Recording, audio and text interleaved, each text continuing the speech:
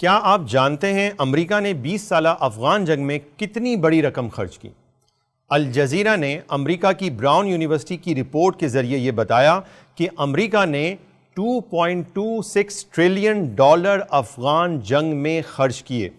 کیا آپ جانتے ہیں کہ یہ رقم کتنی بڑی ہوتی ہے؟ یہ اتنی بڑی رقم ہے کہ ہمارا ذہن اس کو ریئلائز بھی نہیں کر پاتا۔ جب ہم اسے پاکستانی روپے میں کنورٹ کرتے ہیں تو بھائی ہمارے چھوٹے سے کیلکولیٹر میں تو اس کا حساب ہی نہیں آتا، ہمیں کمپیوٹر پر دیکھنا پڑتا ہے، اور بیچاری پاکستانی عوام کی اکثریت تو یہ بھی نہیں جانتی کہ 1 کروڑ میں کتنے زیرو ہوتے ہیں۔ سمجھانے کے لیے 2 مثالیں دیتا ہوں کہ ماہرین کہتے ہیں کہ اگر یہ رقم پوری دنیا سے غذائی قلت کم کرنے کے لیے خرچ کی جائے تو یہ کافی ہے، اور دوسرا پیمانہ اس کو اس طرح دیکھ لیں کہ پاکستان پر آج تک کا جتنا بھی بیرونی یعنی ایکسٹرنل ڈیٹ ہے، جتنا بھی بیرونی قرض ہے، اس رقم سے 1-2 بار نہیں 20 بار اتارا جا سکتا ہے۔ اب آپ کو اندازہ ہو گیا ہوگا کہ یہ رقم کتنی بڑی تھی جو گولہ بارود کی صورت میں افغانستان پر برسائی گئی۔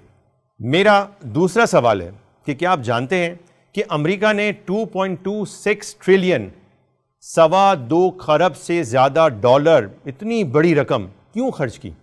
اور میرا تیسرا سوال یہ ہے کہ کیا آپ جانتے ہیں کہ ہمارے پیارے رسول صلی اللہ تعالیٰ علیہ وسلم کی زندگی کا عظیم مشن اور مقصد کیا تھا؟ افسوس کہ رسول اللہ کے غلاموں کی اکثریت یہ نہیں جانتی کہ ان کے آقا کا عظیم مقصد کیا تھا، وہ اپنے غلاموں کو کیا مقصد دے کر گئے ہیں۔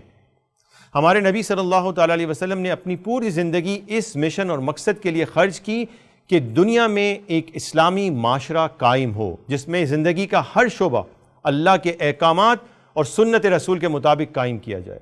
اس مقصد کو مسلمان تو نہیں جانتا، لیکن اسلام کے دشمن بہت اچھی طرح جانتے ہیں، اور اسی لیے امریکہ اور دیگر تمام یورپی ممالک نے خربوں ڈالر رسول اللہ کے مشن کے خلاف خرچ کیے، دین کو مٹانے کے لیے خرچ کیے، لاکھوں انسانوں کی زندگیوں کو تباہ کر کے رکھ دیا۔ کس مقصد کے لیے؟ تاکہ دنیا میں کوئی اسلامی ریاست قائم نہ ہو سکے۔ امریکہ اللہ کے دین کو مٹانا چاہتا ہے، وہ افغانستان کو ایک لبرل جمہوری ملک بنانا چاہتا ہے۔ خود امریکی یونیورسٹی کی رپورٹ میں لکھا گیا ہے کہ the vast sums the US has spent trying to build Afghanistan into a liberal democracy deserve a thorough audit۔ جو لبرل جمہوریت قائم کرنے کے لیے پیسہ خرچ کیا گیا ہے اس کا حساب اچھے طریقے سے ہونا چاہیے، لیکن افغانستان کے غیور بہادر مسلمانوں نے اپنی تن من دھن کو قربان کر دیا، لیکن اللہ کے دین، اپنی آزادی اور مقصد کو نہیں چھوڑا۔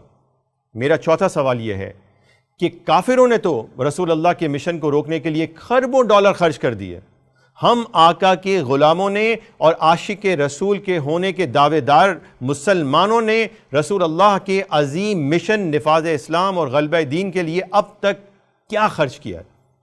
اب میری آپ سے ایک ریکویسٹ ہے، غربت، بھوک، بیماریوں کی وجہ سے افغانستان کے حالات بہت خراب ہیں۔ جنوری 2022 سے آج تک صرف 3 مہینے میں 13,000 سے زائد بچے مر چکے ہیں۔ یہ بچے امریکی بمباری سے نہیں مرے، افغانستان سے جاتے ہوئے امریکہ اس ملک کی مکمل دولت کو ساتھ لے گیا، ان کے اثاثوں کو ضبط کر لیا، اور لوگوں کے پاس صورتحال یہ ہے کہ اب کچھ کھانے کو نہیں ہے، بچے بھوک کی وجہ سے موت کا شکار ہو رہے ہیں، ہر 5 میں سے 1 بچہ مال نیوٹریشن کا شکار ہے، یعنی غذائی قلت کی وجہ سے اتنا کمزور ہے کہ بیماریاں اس پر حملہ کر رہی ہیں اور وہ بچے مر رہے ہیں۔ کیا آپ سے اپنے بچوں کی بھوک دیکھی جاتی ہے؟ اپنے بچوں کی لاشیں دیکھنے سے زیادہ بھیانک اور کیا ہو سکتا ہے؟ کیا افغانستان ایک مسلمان ملک نہیں ہے؟ کیا ہمارے آقا صلی اللہ تعالیٰ علیہ وسلم نے یہ نہیں فرمایا کہ مسلمان ایک جسم کی مانند ہے کہ جسم کے ایک حصے کی تکلیف پورے جسم محسوس کرتا ہے؟ کیا افغان مسلمان امت مسلمہ کے جسد کا حصہ نہیں ہے؟ کیا ہم بحیثیت مسلمان اپنی امت کے بچوں کو بھوک سے مرتا دیکھ سکتے ہیں؟ کیا ہم بہادروں کے وطن کو IMF اور ورلڈ بینک کا غلام بنتا دیکھیں؟ ہرگز نہیں۔ آئیے اس رمضان ہم اپنی زکوٰۃ اور صدقات افغانستان کے مسلمانوں کو دیں اور امت ہونے کا فرض ادا کریں۔ پاکستان میں بے شمار افراد رمضان کے مہینے میں عوام کو سحری، افطار اور راشن کے ذریعے آسانی فراہم کرتے ہیں۔ آئیے پاکستان کے ساتھ ساتھ اپنی زکوٰۃ اور صدقات کا کچھ حصہ افغانستان کے بھوکے بچوں اور ان کی حیادار روزہ دار ماؤں کے لیے بھیجیں۔ جو ادارے یہ کام کر رہے ہیں ان کا ساتھ دیں یا براہ راست افغان کونسلیٹ کے نمبر پر رابطہ کریں۔ اللہ عز و جل و رسول صلی اللہ تعالی علیہ وسلم کی خوشی اور رضامندی کی خاطر امت واحدہ ہونے کا ثبوت دیں۔